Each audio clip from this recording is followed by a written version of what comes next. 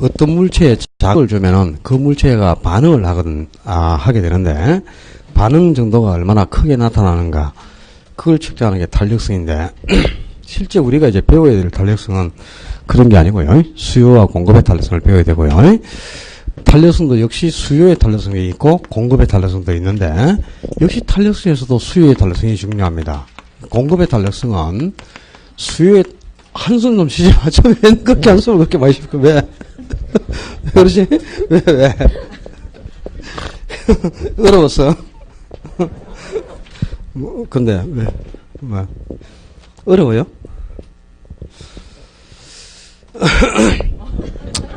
어렵죠. 어렵고. 어려워도 내가 이해가 안 될 정도로 설명해 주지는 않는데. 그죠?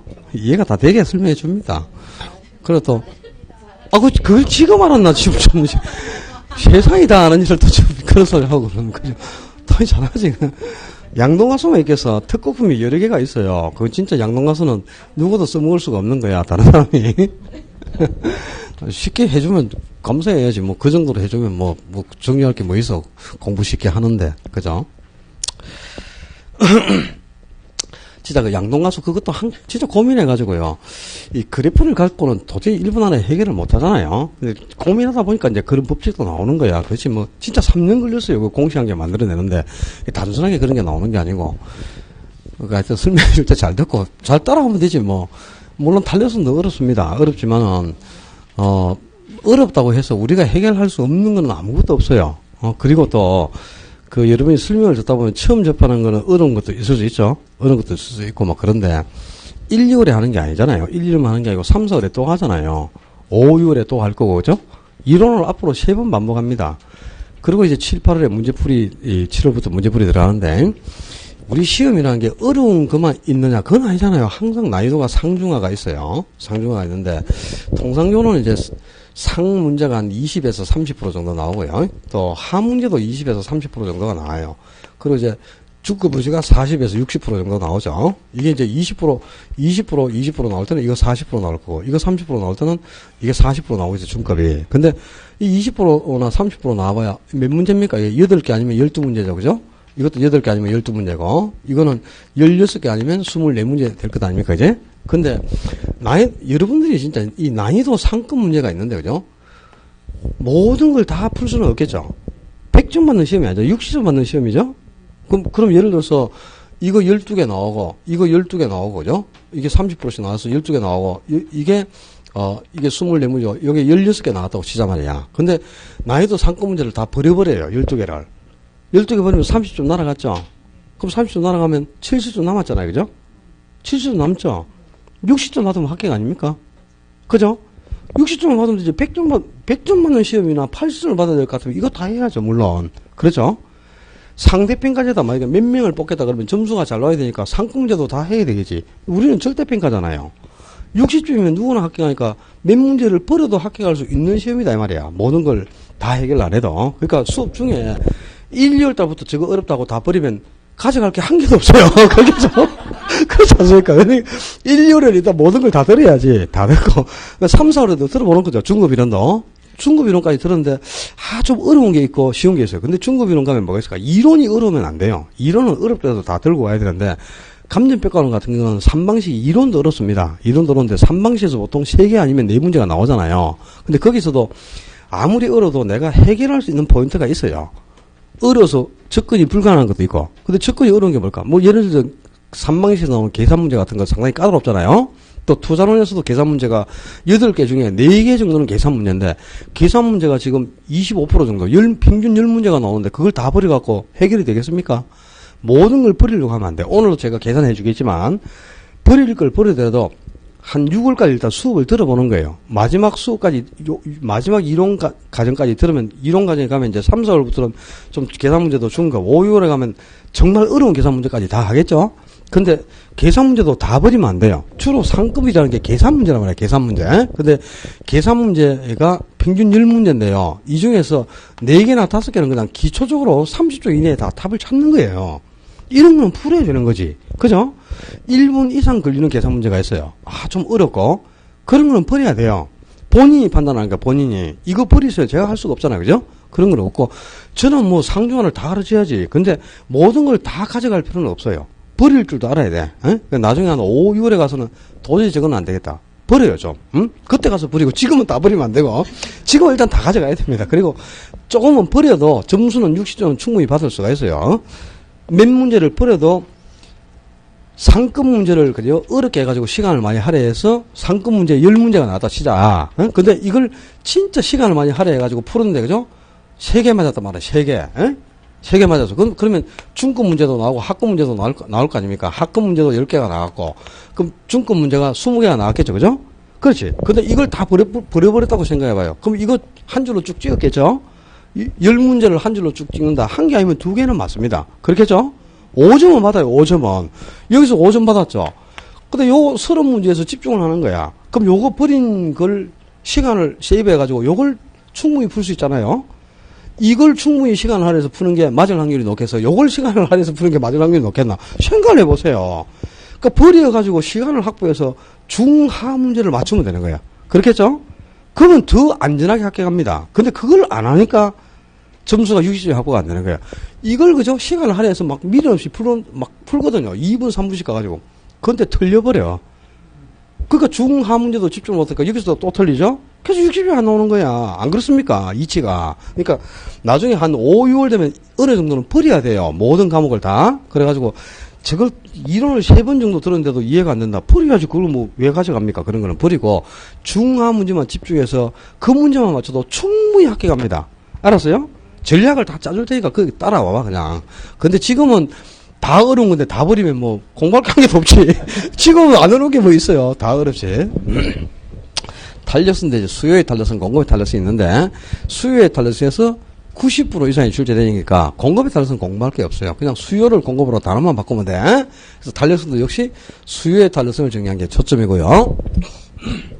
수요의 탄력성은 수요의 가격 탄력성, 수요의 소득 탄력성, 수요의 교타 탄력성 상당히 종류가 많습니다. 근데 그 수요의 탄력성이라고 할 때는 그냥 수요의 가격 탄력성을 줄여서 수요의 탄력성 이렇게 표현하는 거다.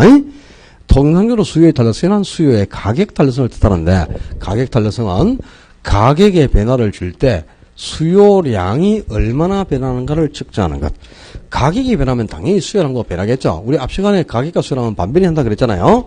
그럼 종류마다 가격이 하락한다면 수요량이 증가할 것이고 가격이 종류마다 상승하면 수요량이 감소를 할 거예요. 근데 그 가격이 변한 것보다 수요량이 더 많이 변하느냐 적게 변하는가를 측정하는 겁니다. 이게 탄력성인데 분모가 가격의 변화율. 이 분모하고 분자가 바뀌면 큰일 나는 거죠. 분모가 가격의 변화율, 분자가 수요량의 변화율이에요. 그럼 이게 변화율이면 비율이니까 이게 100분율로 표시가 안 된다는 거잖아. 몇 퍼센트라는 뜻이잖아. 변화율이니까. 그죠? 비율이니까 비율은 항상 또 100분율로 표시가 되면 분모 분자가 또 있는 겁니다. 그래서 가격의 변화율은 원래 가격에서 가격 변동분이 얼마가 생기느냐. 원래 가격에서 가격이 변화된 정도. 이 원래 가격에서 가격 변동분이 차지하는 비율을 가격 변화율. 수요량의 변화율은 원래 수요량에서 수요량이 얼마나 변화가 생기느냐. 원래 수요량에서 수요량이 변화된 정도를 수요량의 변화율 이렇게 변하는 거예요. 자, 먼저 이제 이 탄력성은 그러니까 분모에 있는 가격의 변화를 줄 때, 가격이 변할 때 이 분자에 있는 수요량이 얼마나 많이 변하냐. 가격보다 수요량이 많이 변하는가 적게 변하는가를 측정하는 건데 이걸 이제 읽는 요령부터 알아야 됩니다. 거기 동그라미 1, 2, 3, 1번에 동그라미 1, 수요의 탄력성이란 가격의 변화율에 대한 수요량의 변화율 또는 수요량의 변화율을 가격의 변화율로 나눈 값이다 그랬잖아. 그죠?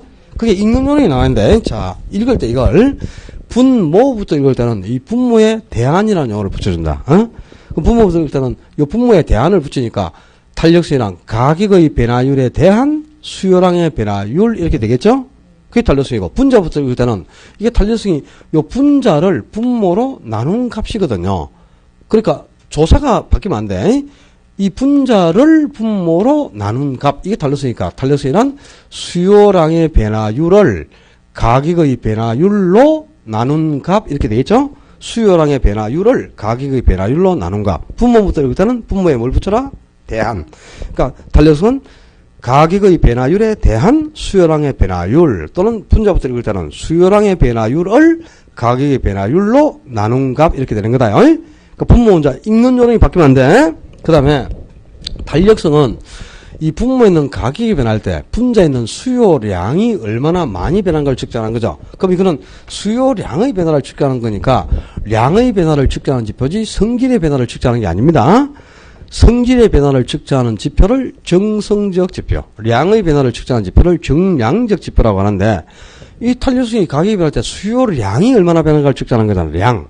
그럼 이거는 정량적 지표겠죠? 수요량의 변화를 측정하는 거니까 탄력성은 정량적 지표에 해당한다. 정성적 지표가 아니고.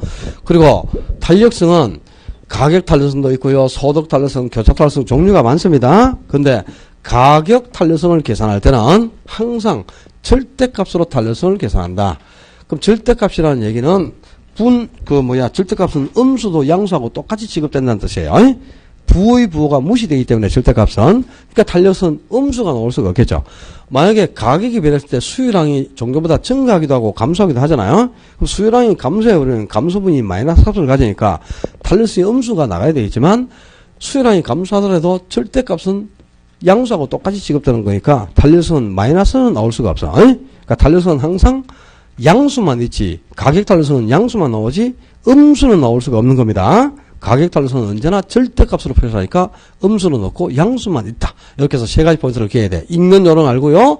탄력성은 정량적 지표다. 그리고 절대값으로 표시한다. 이렇게 기해놓고 궁극적으로 우리가 탄력성을 이해를 하려면 이 공식에 대입을 해가지고 비율을 직접 구해야 돼. 가격이 몇 프로 변했고 수요량이 몇 프로 변했는가를 알아야 이 분모에서 분자가 차지하는 비율을 가지고 탄력성이 크게 나오죠. 그래야 탄력성을 이해하게 되는 겁니다. 근데 탄력성을 계산할 때 이 공식에 대입해서 비율을 우리가 구해가지고 탄력성을 구할 수도 있고요. 직접 비율을 줄 수도 있어. 몇 퍼센트를. 가격하고 수요량의 변화율을 직접 몇 퍼센트 이렇게 주면 요 공식에만 대입하면 되면 여기에 대입을 안 하면 더 쉽겠죠. 그러니까 자, 이 탄력성을 계산하는 요령을 좀 습득을 해야 되겠네요. 뒷페이지 넘겨가지고. 길잡이 문제가 4문제 있어. 108페이지에 보면은. 근데 길잡이 문제라고 되어 있는 거는 우리 실제 시험에 출제된 기출문제라는 뜻이고요. 사례 연습이라고 되어 있는 문제가 있습니다. 나중에 보면은 사례 연습은 여러분을 훈련시키기 위해서 제가 만들어 놓은 문제고 길잡이 문제는 우리 시험에 나왔던 기출문제야.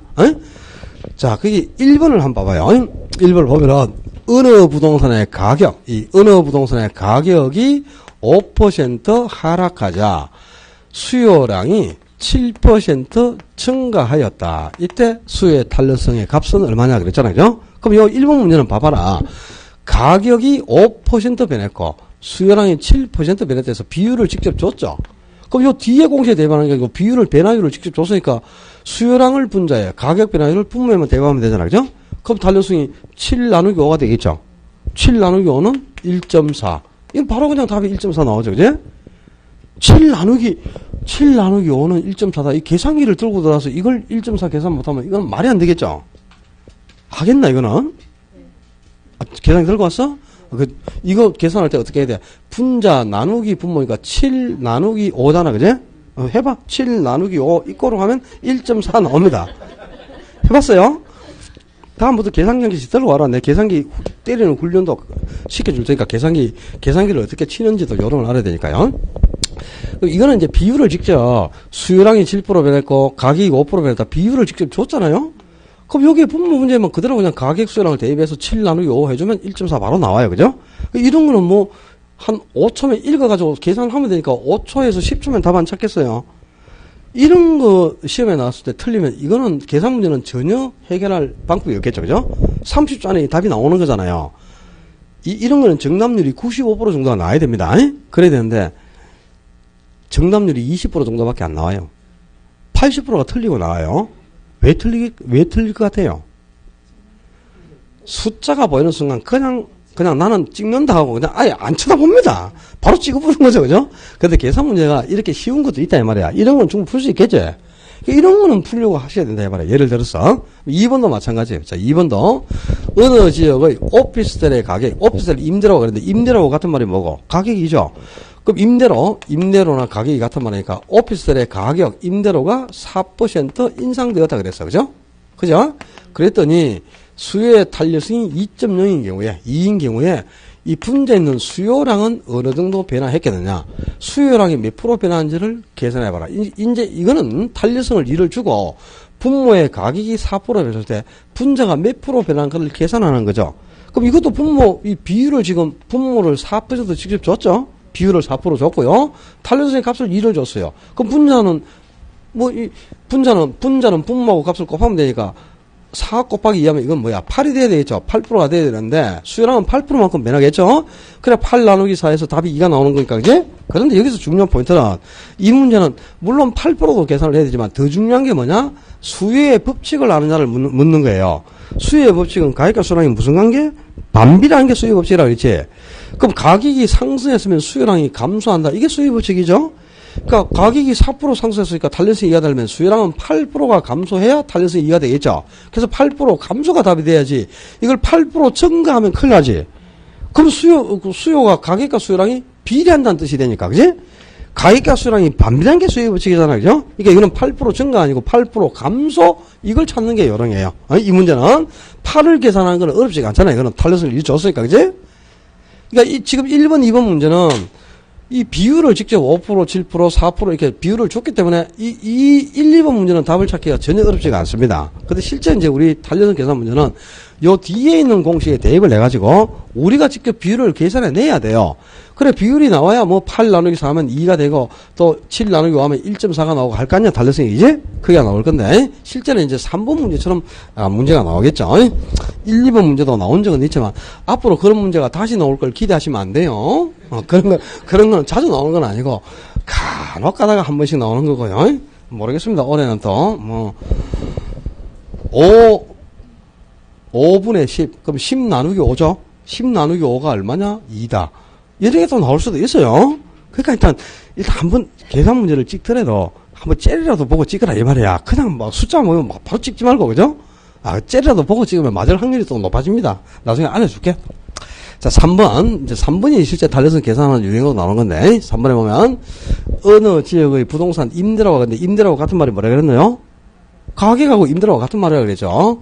어떤 지역의 부동산의 임대료, 가격이 제곱미터당 1,000원일 때, 어떤 부동산의 임대료가 제곱미터당 1,000원일 때 수요량이 200제곱미터였다. 200제곱미터였는데, 임대료가 제곱미터당 1,200원으로 상승하자 수요량이 140제곱미터로 감소하였다. 그렇다면 수요의 탄력성의 크기는 얼마인가 그래서. 그러니까 원래 이제 요 문제는 원래 가격이 1,000원, 그 다음에 원래 수요량 200제곱미터를 주고요. 또 가격이 1,000원에서 1,200원으로 변했고 수요량이 200에서 140으로 변했죠. 이렇게 여기서 이제 변동물을 구해가지고 요 공식에 대입해서 비율도 구해가지고 탄력성의 크기를 알아봐라 이런 뜻이죠, 그죠? 그럼 이거는 이제 요 공식에 대입을 하는 거다. 원래 가격 얼마? 1,000원. 1,000원이고 가격 변동분은 얼마입니까? 가격 변동분을 구하나 봐요. 변동분. 변동분은 1,000원에서 1,200원으로 변했으니까 변동분은 200원만큼이 상승한 겁니다.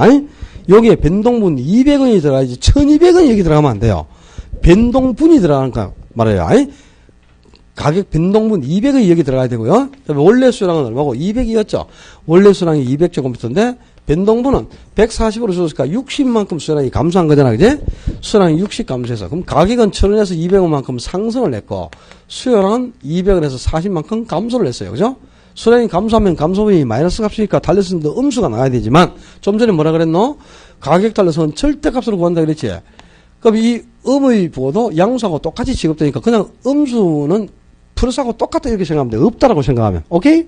그럼 자, 비율을 이제 구해야죠. 그럼 비율이 가격은 1000분의 200만큼 변했으니까 0한개씩 되면 1000분의 20, 100분의 20이니까 20%만큼 가격이 변했죠? 가격 변화율은 20%예요. 그럼 수요량은 몇 프로가 변했냐? 수요량 변화율을 가면 200분의 60이니까 반으로 나오면 100분의 30, 30% 수요량이 변했다 이 말이죠. 그러니까 탄력성이 20분의 30이니까 얼마고? 1.5가 나왔고 탄력성이 1보다 크죠? 이때를 1보다 큰 값이 나올 때를 탄력적이라고 하는 겁니다. 그래서 이 탄력성은 이 분모에 있는 가격의 변화를 줄 때 가격이 20% 변했을 때 분자에 있는 수요량이 가격보다 많이 변한지 적게 변한 걸 측정하는 거예요. 지금은 가격보다 수요량의 변화가 컸죠? 그러니까 탄력성이 1보다 큰 값이 나와서 탄력적인데 이럴 수도 있잖아, 그지? 가격이 20% 변했더니 수요량은 10%밖에 안 변할 수도 있겠죠. 그럼 2분의 1이니까 탄력성이 얼마고? 0.5잖아, 그죠? 탄력성이 1보다 적은 값이 나오죠? 이럴 때는 이제 비탄력이라는 거예요. 물론 좀 이따 나오겠지만. 그러니까 이게 탄력성은 바로 분모에 있는 가격의 변화를 줄 때, 이 분자에 있는 수요량이 분자에 있는 수요량이 가격보다 많이 변하나 적게 변하나. 수요량의 변화가 어느 정도 생기는 걸 측정한 거다, 이 말입니다. 자, 탄력성은 통상적으로 영문 2로 표기를 해요. 그러니까 영문 2가 탄력성을 나타내는 부호다. 탄력성을 나타내는 부호가 영문 2인데, 탄력성은 0에서 무한대까지 5개의 값을 가집니다. 자, 탄력성의 크기가 가장 클 때가 무한대일 텐데, 이때를 완전 탄력적이라고 하고요. 탄력성이 가장 적을 때가 0일 때입니다. 탄력성이 0이 되는 경우를 완전 비탄력, 그냥 비탄력이 아니고 완전 비탄력적이라고 하는 거고요. 탄력성이 1이 되는 경우, 1이 될 때를 단위 탄력이라고 합니다. 단위 탄력. 그리고 탄력성이 무한대보다는 적어도 1보다 큰 경우가 있습니다. 또 탄력성이 0보다는 크지만 1보다 적은 경우도 있어요. 탄력성이 1보다 클 때를 탄력적이라고 하고 1보다 적을 때를 비탄력이라고 하는데, 자, 탄력성의 크기가 이렇게 0에서 무한대까지 5개의 값이 있는데 지금 마이너스가 붙은 건 없죠. 음수가 없잖아 지금, 그지? 탄력성은 항상 가격 탄력성은 절대값으로 구하니까 양수만 있지 음수로 나올 수가 없다 그랬잖아, 그죠? 그래서 0에서 무한대까지 양의 값만 가졌는데, 이 탄력성이 무한대다. 완전 탄력적인 경우는 탄력성이 무한대가 되니까, 자, 이 분모에 있는 가격이 조금만 변해도 분자에 있는 수요량은 무궁무진하게 무한대까지 변한다는 뜻이 되겠죠. 그러니까 가격이 1%만 변해도 수요량이 무한대까지 변해요. 그럼 탄력성이 얼마야? 무한대가 되겠죠. 분자가 무한대가 돼야 값이 무한대가 되는 거니까. 이 분모에 있는 가격이 조금만 변해도 분자에 있는 수요량은 무궁무진하게 무한대까지 변한다. 수요량의 변화가 가장 크게 생긴다는 겁니다. 수요량이 무한대까지 변해서 무궁무진하게 변했을 때, 수요량의 변화가 가장 커서 무한대까지 변할 때를 완전 탄력이라는 거고요. 그럼 완전 비탄력인 경우는 탄력성이 0이다. 탄력성이 0이라는 말은 이 분모에 있는 가격이 아무리 변해도 분자에 있는 수요량은 전혀 변하지 않는다는 뜻이죠. 그러니까 가격이 20% 변했는데 수요량의 변화가 전혀 없다. 가격이 50%가 변해도 수요량은 전혀 변하지 않는다. 분자의 변화율이 0이 돼야 값이 0이 나오는 거죠. 그러니까 완전 비탄력의 경우는 가격이 아무리 변화해도 수요량이 전혀 변하지 않는다는 뜻입니다. 수요량의 변화가 전혀 없을 때를 완전 비탄력. 그리고 단위 탄력의 경우는 탄력성이 1이니까요. 이 가격과 수요량의 변화가 같다는 뜻이죠. 그러니까 가격이 30% 변하면 수요량도 30%가 변한다. 가격하고 수요량의 변화가 같아야 값이 1이 되겠죠. 그죠? 그러니까 단위 탄력적인 경우는 가격이 변화한 만큼 수요량도 똑같이 변한다는 뜻이죠. 가격과 수요량의 변화율이 같을 때를 단위 탄력. 그리고 탄력적인 경우는 탄력성이 1보다 크니까, 1보다 크다는 말은 이 가격이 변한 것보다 수요량의 변화가 더 크다는 뜻입니다. 수요량의 변화가 커야 탄력성이 1보다 큰 값이 나오죠. 그리고 비탄력적인 경우는 가격이 변한 것보다 수요량의 변화가 적다. 그러니까 수요량이 적게 변할 때를 비탄력, 가격보다 수요량이 많이 변할 때를 탄력, 가격이 변한 만큼 수요량이 똑같이 변하는 경우를 단위 탄력, 가격이 조금만 변해도 수요량이 무궁무진하게 무한대까지 변해버리는 경우를 완전 탄력, 가격을 아무리 변화시켜도 수요량이 전혀 변하지 않는 경우를 완전 비탄력. 그러니까 이 탄력성은 5개가 있는데, 그죠? 이 분모에 있는 가격들이 변할 때 이 분자에 있는 수요량이 얼마나 변하느냐, 수요량의 변화가 어느 정도 크게 생기는가를 측정하는 게 탄력성이라는 걸 알 수 있죠. 그죠? 자, 완전 탄력적인 경우, 완전 탄력적인 경우는 수요곡선이 수평선일 때, 곡선이 수평선일 때가 탄력성이 무한대, 완전 탄력적일 때입니다. 그럼 완전 탄력적일 때는 곡선이 무슨 형태? 수평선이 된다는 거죠. 그리고 완전 비탄력적인 경우는 수요곡선이 수직선일 때예요. 곡선이 수직선일 때가 탄력성이 0인 경우가 되겠습니다. 이때는 뭐? 완전 비탄력.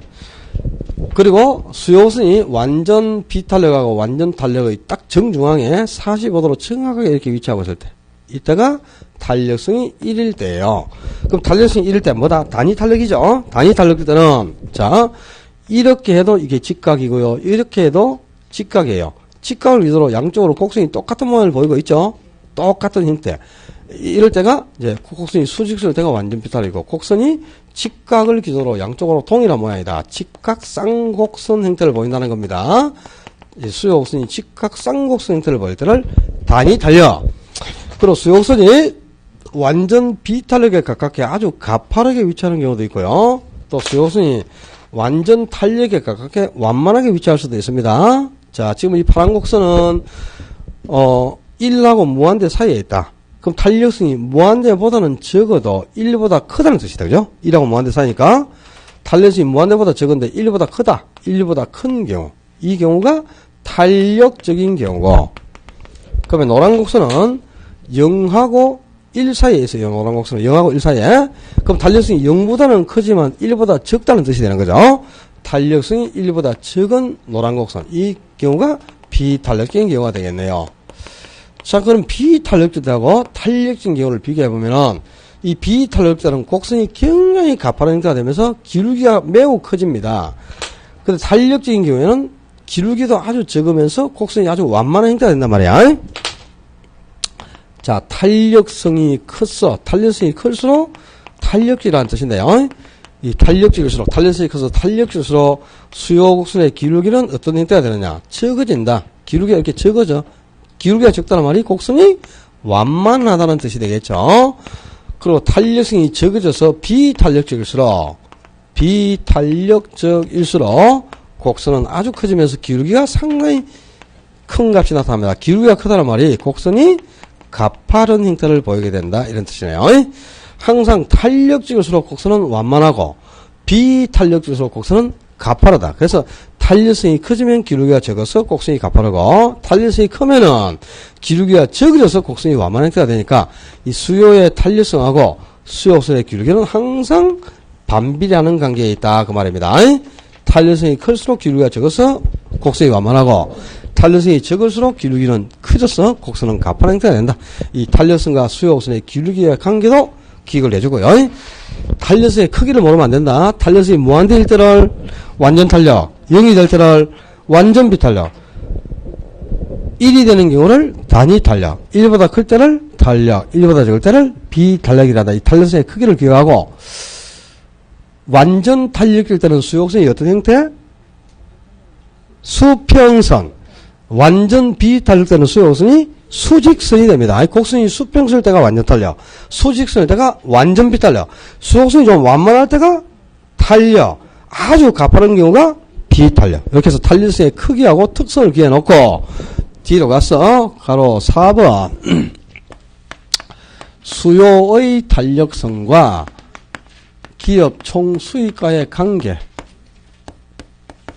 역시 중요한 거 나왔어요. 탄력성과 총수익과의 관계. 이 수요의 탄력성 크기에 따라서 기업이 어떤 가격 전략을 실시하면은 총수입을 증가시키는가, 대단히 중요한 겁니다. 자, 항상 기업의 총수입, 판매인의 총수입은 가격의 수요량을 곱해서 계산이 됩니다. 그러니까 가격의 수요량을 곱한 게 총수입이지, 총수입을 계산할 때는 가격의 공급량을 곱하지 않아요. 만약에 가격의 공급량을 곱해서 수입이 계산된다면 총수입은 공급의 탄력성 크기에 따라 달라져요. 근데 가격의 수요량을 곱해서 지금 수입을 계산했잖아요. 그죠? 근데 우리가 가격이 변할 때 수요량이 얼마나 변하는가를 측정한 게 수요의 탄력성이잖아요. 만약에 가격의 공급량을 곱해서 수입을 계산하면 공급의 탄력성 크기에 따라서 수입이 달라진다, 이 말이야. 근데 항상 총수입을 계산할 때는 가격과 수요량을 곱해서 수입을 계산하니까 총수입은 수요의 탄력성에 따라 달라지지 공급의 탄력성하고는 아무런 관계가 없다요. 오케이?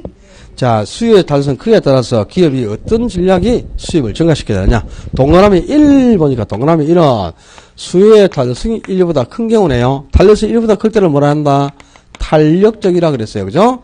그리고 동그라미 2번은 탄력성이 1보다 적네. 1보다 적을 때를 비탄력이라 했지 않습니까? 그 동그라미 3번은 탄력성이 1인 경우, 1대를 단위 탄력이라 그랬어요.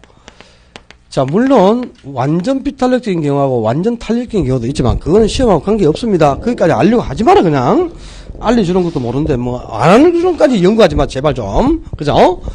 자, 수요의 탄력성이 1보다 커서 수요가 탄력일 때는 어떻게 해야 총수입을 증가시켜야 되느냐. 자, 동그라미 1번에 보면 기역, 니은, 디귿 지문이 있는데 디귿 지문, 1번에 디귿 지문 보시면 수요가 탄력적인 경우에는 가격을 인하하는 것이 총수입을 증가시킬 수 있다. 총수입 증가에 유리하다. 즉 수요가 탄력될 때는 가격을 인하해야 수입이 증가하니까 가격을 인하한다? 즉 저가 정책을 실시하기에 유리하다 이 말이야. 아니? 가격을 인해서 저가 정책을 실시해야 수입이 증가하지. 수요가 탄력적인데 가격을 인상해서 고가 정책을 실시하면 오히려 수입이 감소합니다요. 그래서 탄력자는 가격을 인하해라. 저가 정책에 유리하고 동그라미 2 탄력성이 1보다 적어서 비탄력적인 경우는 역시 동그라미 2번도 T거침을 봐요. T거침은 수요가 비탄력적인 경우에는 가격을 인상하는 것이 총수입 증가에 유리하다. 그래서 수요가 비탄력이면 가격을 무조건 인상해야 돼. 그래야 수입이 증가하지. 인하하면 수입이 오히려 감소합니다. 그래서 이때는 비탄력이면 가격을 인상해서 고가 정책을 실시하는 게 더 유리하다는 뜻이죠.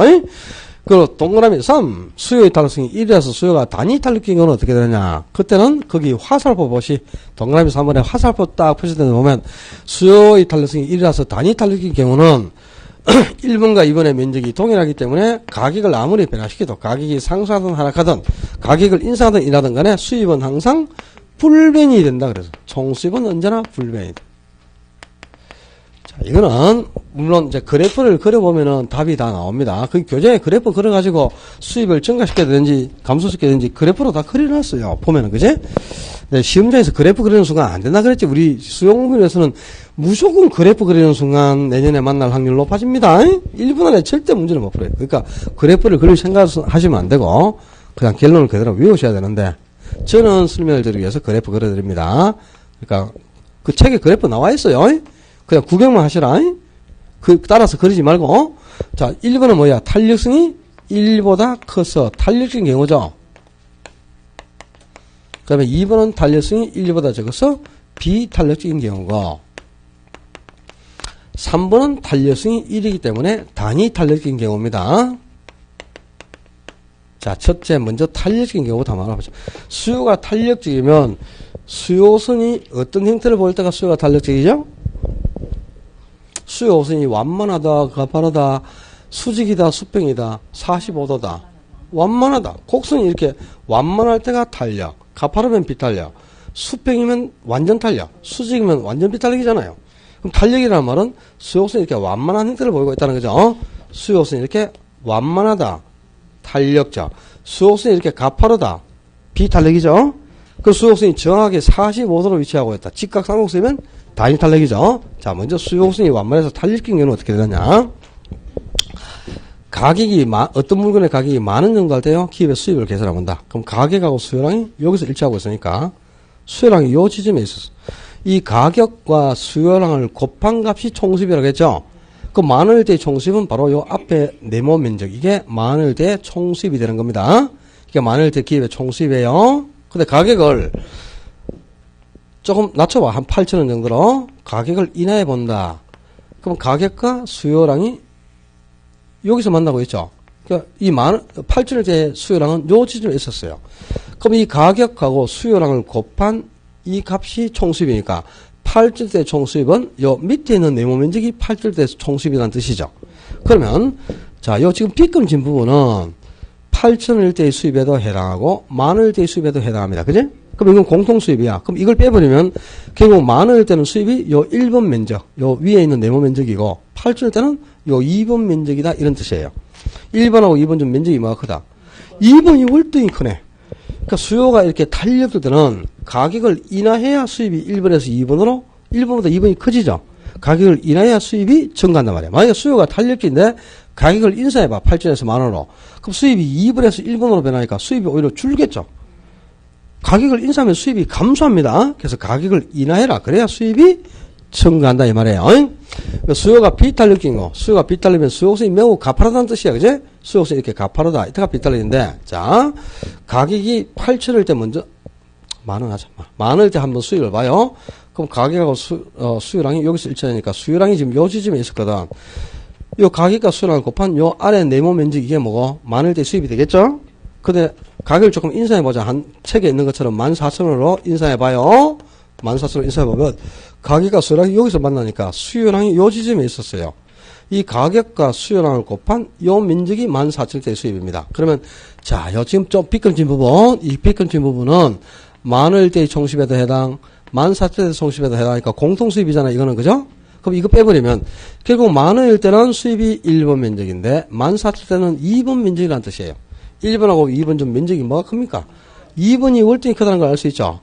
그러니까 수요가 비탄력적이면 가격을 인상해라. 그래야 수입이 1에서 2번으로 증가한다, 이 말입니다. 뭐 이게 수요가 이렇게 비탄력인데 가격을 14,000에서 10,000원으로 인하해봐. 그럼 수입이 2번에서 1번으로 변하잖아요. 그럼 오히려 감소해버리는 거잖아요, 그지? 그래서 수요가 비탄력이면 가격을 인상해라, 인상. 그래야 수입도 1번에서 2번으로 이렇게 증가한다는 뜻이에요. 세 번째, 수요가 단위 탄력이다. 단위 탄력이면 수요선이 어떠다? 직각 쌍곡선으로 정확히 45도죠. 이 그래프를 진짜 정확히 45도로 그려야 돼. 잘못 그려가지고 다다를 틀리면 큰일 나요.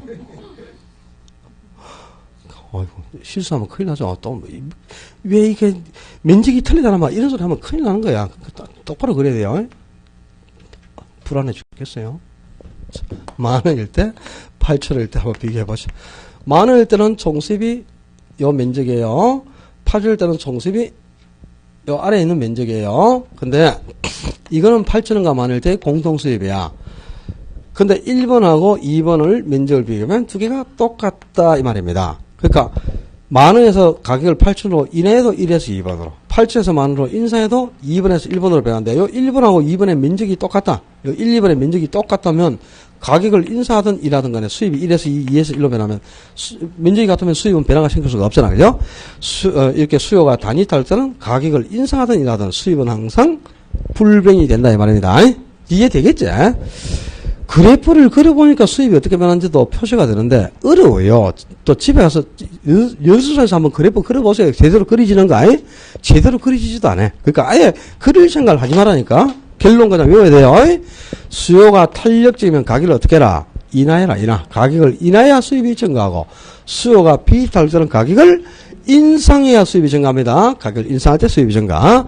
수요가 단위 탄력적인 가격을 인상하든 인하든 간에 가격을 상승시키든 하락시키든 가격이 아무리 변해도 수입은 항상 불변이 된다. 그냥 무조건 시가지 포인트는 외워놓고 계셔야 돼요.